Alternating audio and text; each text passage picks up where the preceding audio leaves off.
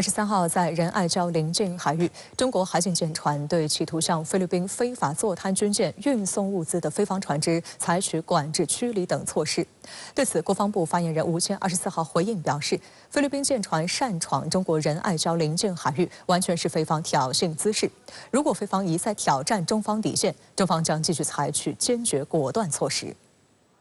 23号，菲律宾在上轮运补仅18天之后，违背承诺，再次派出2艘海警船、1艘运补船擅闯中国仁爱礁邻近海域，图谋向其非法坐滩军舰实施非正常运补、运送建筑材料，借机侵权挑衅滋事，一意孤行，蓄意破坏南海和平稳定。现场非运补船不顾中方多次劝阻警告和航路管制，仍强行冲闯侵入。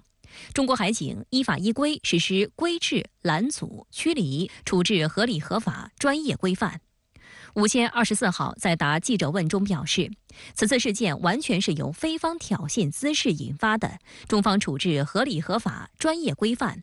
需要强调的是，中国对包括仁爱礁在内的南沙群岛及其附近海域拥有无可争辩的主权，中方的主权和领土完整不容侵犯。中方愿与菲方通过对话谈判妥善解决争议，但菲方出尔反尔、背信弃义，妄图将仁爱礁非法坐滩军舰加固建成永久性设施，中方对此绝不会坐视不管。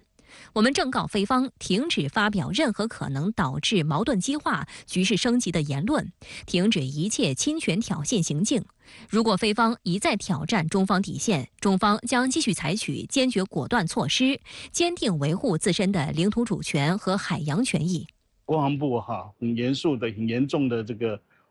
发出警告代表就是说这个仁爱礁的主权的宣示愿意跟菲律宾坐下来商谈解决的一个问题，但菲律宾本身来讲并不愿意坐下来谈，只是用一艘这个搁浅在那里的第2次世界大战的这种战舰那不断的补给，那这个中国是不同意这样的一个做法的。据统计，今年以来，中菲双方在仁爱礁、黄岩岛等海域发生近11次摩擦。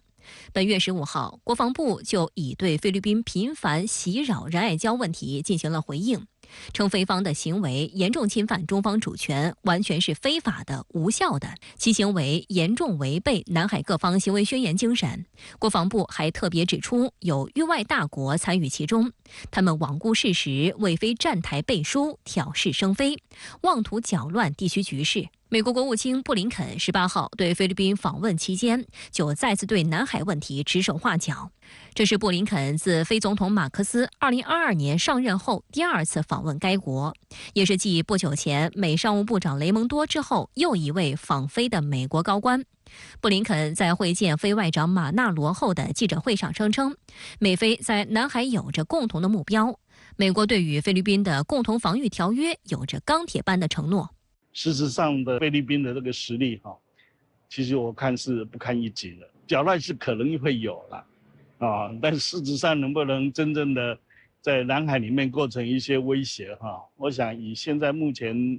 中国大陆的这个实力已经相当坚强了。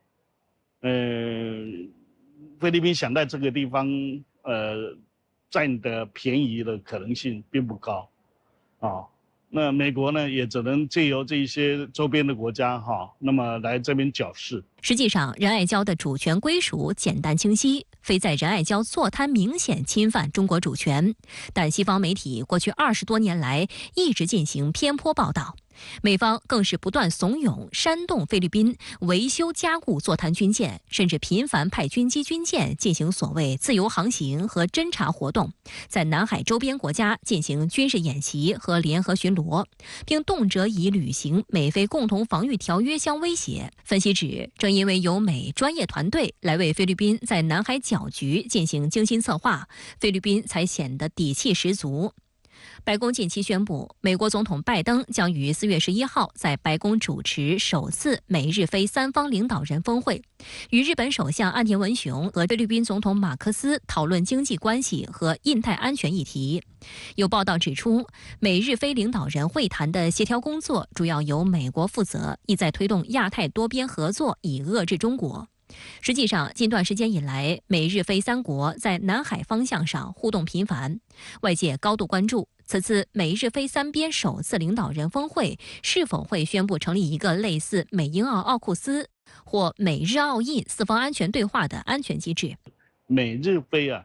但是这个三国的这个